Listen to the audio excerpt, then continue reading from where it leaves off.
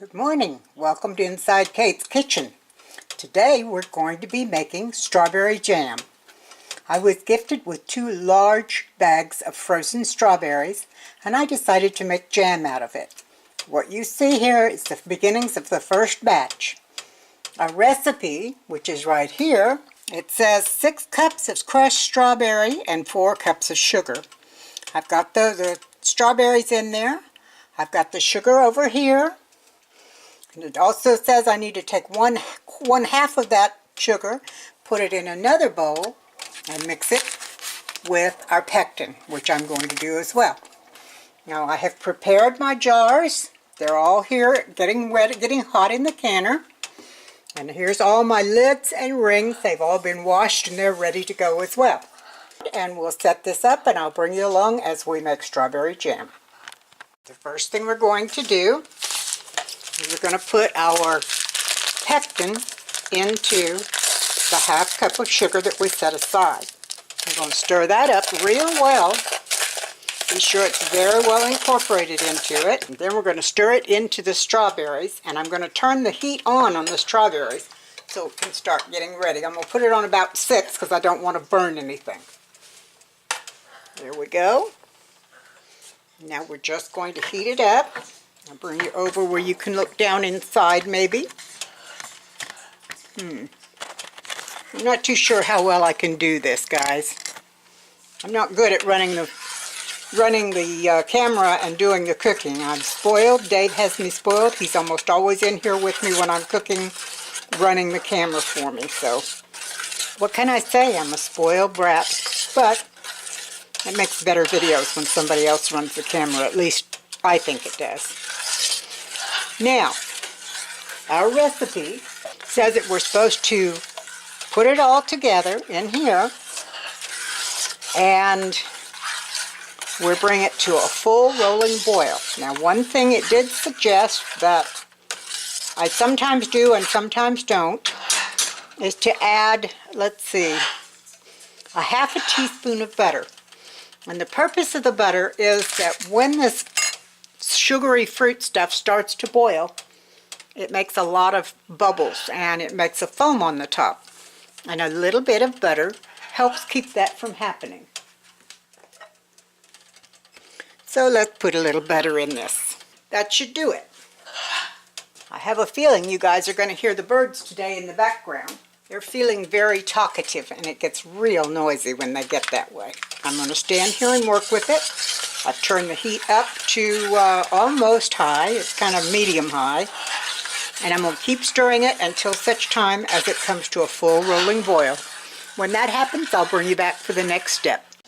I've been stirring for a while, and as you can see, it's actually come to a good boil. The next step in the recipe is to add the other 3½ cups of sugar. I'm just going to dump it in. And we have to stir it around. And once it gets all stirred in, we have to bring it back to another full rolling boil and then cook it for 1 minute, and then we'll be putting it in the jars. As you can see, it's stirring in pretty easily. It's becoming very liquid. I'll bring you back in a little while when I'm starting to put it in the jars. We're now at a full rolling boil that cannot be stirred down. It keeps boiling no matter what. We're going to have to cook it for 1 full minute, and after that then we'll start putting it in our jars. Hopefully we'll get at least 6, maybe 8 half-pint jars, and they're waiting in the hot water inside the canner. They were washed real well and cleaned. I did not sterilize them. I did wash them in good hot water, and they've been sitting in the canner on simmer for well over half an hour, so they've got to be clean. Okay, our 1 minute is up. Turn that off. Cool down just a little bit, and we'll keep stirring with one hand while I start getting jars out with the other. Not going to work so well. This is just a two-handed job no matter what. While the element is cooling down, I have to stir just a little bit here and there. I'm going to get out 4 jars to start. And once I get them all filled and ready to go back in, then we'll take out another 4. I've got to tell you, I really love my little silicone mitt here. This silicone mitt is wonderful for handling these hot jars.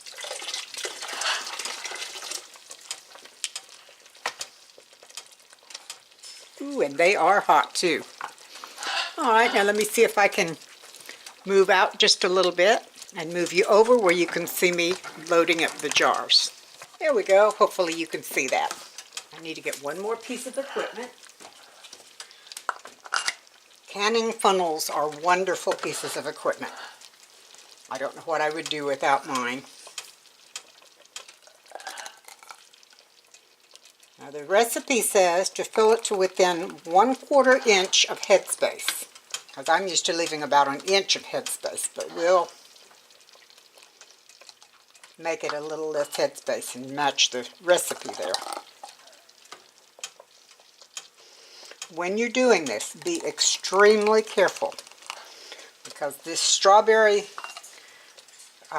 concoction is very hot, and with all the sugar that's in it, even though I'm using the low sugar pectin and not nearly as much sugar as if I were doing it the other way, there's still enough in there that if it splashes on you, it can really hurt. So I recommend that you be very careful and take all of the safety precautions. Now, as you can see, I have all 4 of my jars done. The next thing I'm going to do is I'm going to take a damp piece of paper towel. I dipped it in white vinegar, and I'm going to wipe down the rim and the threads on each jar. And you can see, I'm not sure if the camera will pick it up, but there's red on there that I was wiped off of the rims. You don't want that on there when you're getting ready to seal, because it'll interfere with the seal and then your jelly it'll go bad on you.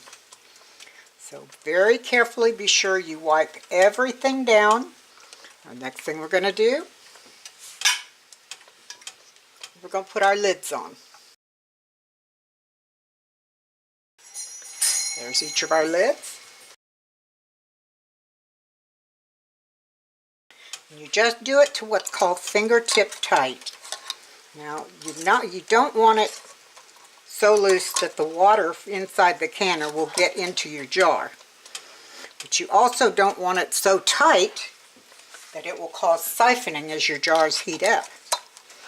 So finger tight's a kind of a subjective tightness. What I do is put it on. I put it on until it turns the jar. And then I do it a 1/4 of a turn more. And these 4 are done. I don't know how well you can see this. Let's see if I can get it up a little bit. That's our jars of jelly.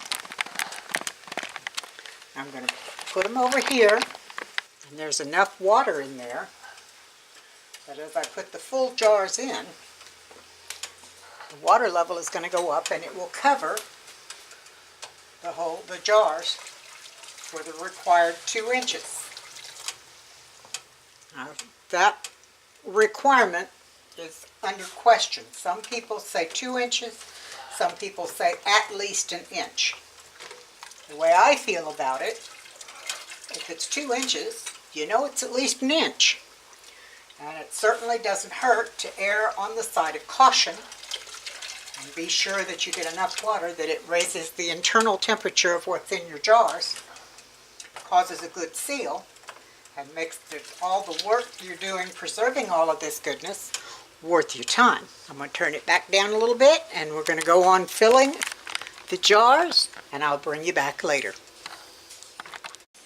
Our 10 minutes of processing time are up, and as you can see, I've taken some of the jars out already, and I'm continuing to do so, even though I have loud birds in the background. Now, one thing I did not tell you, and it's important, if you have hard water, when you put your jars in to cook, to process, you need to put a splash of vinegar in there. Nothing more frustrating than doing a big batch of something, putting it in and processing it, taking it out, coming back when it's cool and discovering you can't see anything in the jars because you've got the white scum from hard water all over it. So I did that. I put my little splash in there, and I think they're going to turn out fine.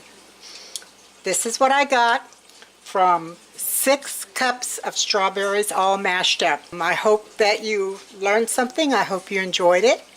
And I will bring you back the next time I do something. And you take care. Bye-bye.